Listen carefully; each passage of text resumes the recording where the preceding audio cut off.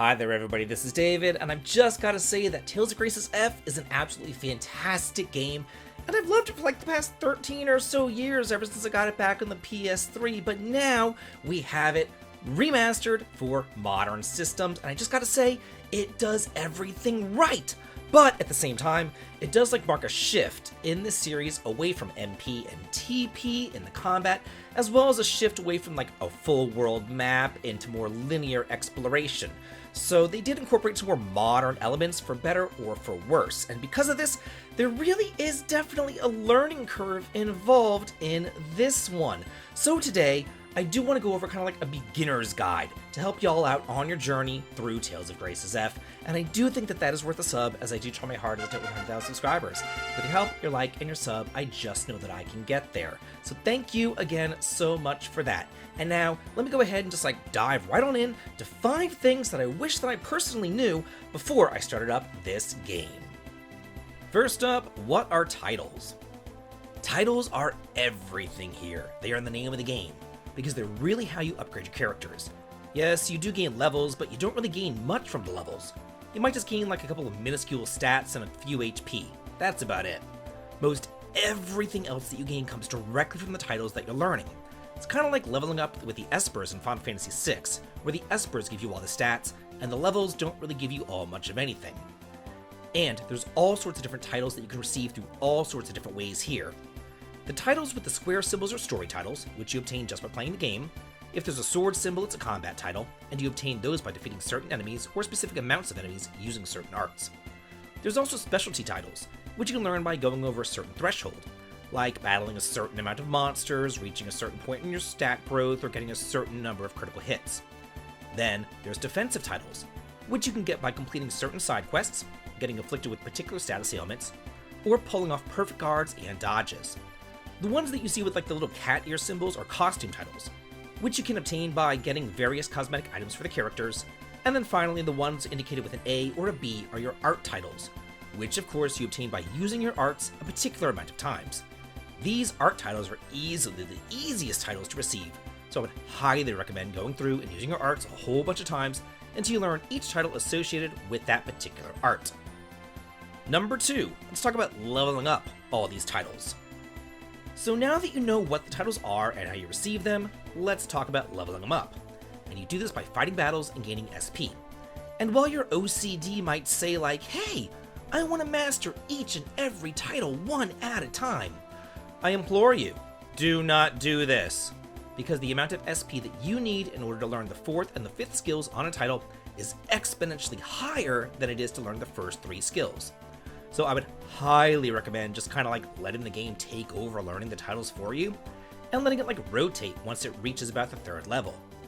Another great way to gain SP is to fulfill side quests.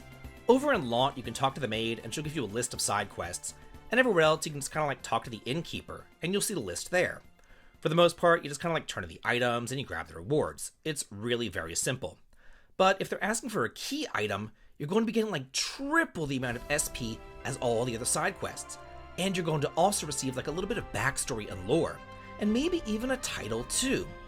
And speaking of side quests, do not forget that you can hit the R3 button, and you'll be able to see what everybody wants in every town. It's super convenient. Next up, we have the Elith Mixer. I love this mixer. It's essentially a free item duplication machine, and it's super simple to use once you learn exactly what's going on here, so let me explain the intricacies. Just like your characters level up, the Elith Mixer will be leveling up too. The more items that it creates, the more Elith points that it will have, and then the more slots will open up, and you can fill up those slots with even more items to create. About every minute or so that you're wandering around, the mixer has a chance of producing an item, but it will only produce items that you've slotted for it, and it just goes down the list. First looking at the top, and then going all the way down to the bottom. So don't just put items into the slots willy-nilly. You really do need to think about it. So here's what you do. Look over on the left-hand side of the screen, and it will tell you that the item's production chance, and you want the items with the lowest production chance at the top of the list. Because then when the game decides what it's going to produce, it's going to start looking at the top, and then work its way down. So then you're going to want the item with the highest amount of production chances at the bottom of the list. Otherwise, it's just going to be like pre-producing useless apple gels all day if you have that at the top. Also, if you have any of those books, the only way that they can be used is if you put them inside of an Elith Mixer slot. So yeah, they do take up the space that an item could use, but those books can be very useful too. Next up, let's talk about dualizing. Okay, this is the other somewhat complex system in the game, and this is essentially just kind of like forging equipment and cooking.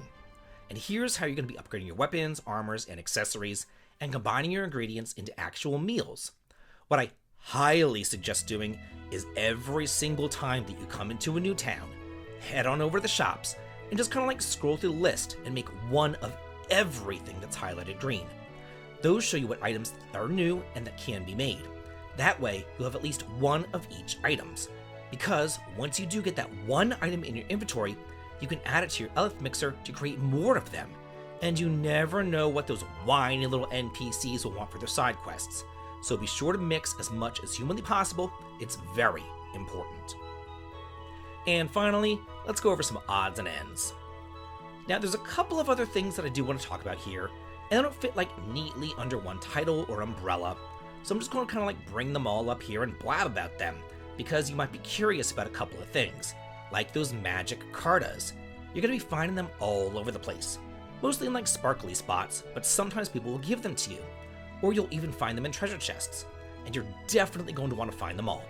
Not only because they're like super cute, but because you'll get all sorts of different rewards for doing so later on in the game. Another thing is, whenever you're in town, you'll come across these treasure chests, and they're locked by a password. And, well, it was actually like a real password in the original Tales of Graces on the PS3. They've changed it in this remaster to a number system, so all the passwords are different. Don't ask me why. But the clues for these treasure chest passwords are located in the same town as the chest. So talk to everybody and examine everything in order to find the passwords and unlock these chests. Also, while you're in town, you're going to find some like hungry, sweet little kitties. So be a good guy and just feed them. It'll come in very handy later on, trust me. Oh, and another thing. A certain little prince is going to join up with you during the adult arc. But he's not a permanent party member. You might think he is, but he's not. He's going to leave you for quite a bit of time. And whenever he does, he's going to take everything that he has equipped on him with him. So whenever he starts acting like a little bit crazy up in Wallbridge, strip his little blonde bum nude. Trust me on this. You'll thank me later. So that's it for my beginner's guide and 5 hints and tips that I think are really great to know before starting up Tales of Graces F Remastered. But now, I do want to ask you, what hints and tips would you give to a newcomer to the game? Let's all talk and chat about it and use this comment section as kind of like a strategy guide for newcomers. And I cannot wait to hear all of your suggestions. And I'm not done either, because I have a whole lot more videos coming out in the future on Tales of Graces F, really going in depth on its further systems, so do look forward to those, and please leave a sub and a comment and a like, and as always, have a good day.